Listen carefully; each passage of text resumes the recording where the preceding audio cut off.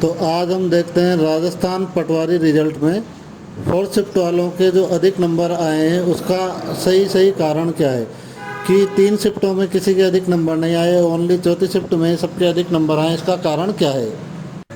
Fourth shift के बच्चों के अनुसार प्रथम शिफ्ट की लड़कियां, सेकंड शिफ्ट की लड़कियां और थर्ड शिफ्ट के लड़के कमज़ोर हैं, पढ़ने में कमज़ोर हैं, उनके कम नंबर आए हैं और फोर्थ शिफ्ट के सबसे ज़्यादा इंटेलिजेंट है, ये उनका कहना है।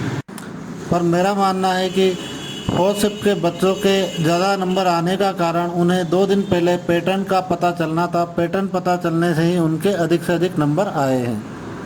ये सभी जानते हैं कि पैटर्न का पता हो तो एक जैसे प्रश्नों को हल करने में कितना टाइम लगता है।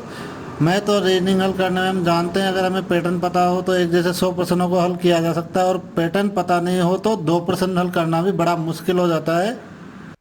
पैटर्न पता हो तो मैथ और रीजनिंग के प्रश्नों में सिर्फ डिजिट ही बदलना होता है। अगर इन्हें ऐसा लगता है कि इनके ये ज़्यादा इंटेलिजेंट है और इनके सबसे ज़्यादा नंबर आए हैं और इन्हीं के नंबर सबसे कम किए हैं, तो दोबारा एक शिफ्ट में एग्ज़ाम करवा के देख ले, इनकी सारी गलतफहमी मिट जाएगी। ऐसा बिल्कुल नहीं हो सकता कि लगातार 3 शिफ्टों के जो 8 से 10 लाख बच्चे कमज़ोर हों और एक ही शिफ्ट ऐसी हो कि चौथी शिफ्ट जिसके बच्चे सबसे ज़्यादा इंटेलिजेंट हो। ऐसा हो ही नहीं सकता।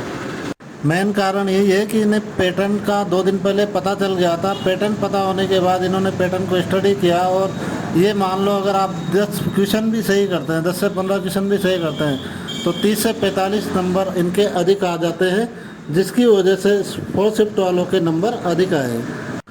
अगर बोर्ड फोर्थ शिफ्ट वालों की सुनकर रिजल्ट बदलता है तो फर्स्ट शिफ्ट वालों की तरफ से मैं भी ये कहना चाहता हूँ कि पैटर्न पता नहीं होने के कारण 15 से 20% सही नहीं कर पाए, जिनके 45 से 60 नंबर होते हैं, तो फर्स्ट शिफ्ट के भी 45 से 60 नंबर बढ़ाए जाने चाहिए। फर्स्ट शिफ्ट के कम नंबर आने का कारण सिर्फ पैटर्न का पता नहीं होना है। ये बार बार कहते हैं कि लड़कियों के नंबर कम आते हैं। ये सभी को पता है कि राजस्थान बोर्ड के पेपर में हमेशा लड़कियों का रिजल्ट ज़्यादा रहा है, और रीट में होने वाली धांधली को देखकर पेपर अलग अलग शिफ्ट में करवाए गए, जिससे कुछ बच्चों को पैटर्न का पता चलने का फ़ायदा मिला और कुछ बच्चों को नॉर्मलाइजेशन का फ़ायदा हुआ, और अधिकतर बच्चों को दोनों चीज़ों का नुकसान हुआ कि उन्हें नॉर्मलाइजेशन का भी नुकसान हुआ और पैटर्न पता नहीं चलने का भी उन्हें नुकसान हुआ। अब अगर बोर्ड चाहता है कि सभी के साथ इंसाफ हो, है ना, सभी के साथ इंसाफ करना है, तो एक ही इलाज है कि पेपर को दोबारा एक शिफ्ट में करवाया जाए। नहीं तो बोर्ड कुछ भी कर ले, बच्चों का नुकसान होगा, चाहे वो फर्स्ट शिफ्ट का हो या सेकंड का या थर्ड का या फोर्थ का, किसी का नुकसान तो होगा ही, ये पक्का है। बच्चों का ही नुकसान होगा, बोर्ड का कुछ नहीं नुकसान होगा। नॉर्मलाइजेशन के नाम पर एक बार बच्चों के साथ फिर एक बार नाइंसाफ़ी हुई है।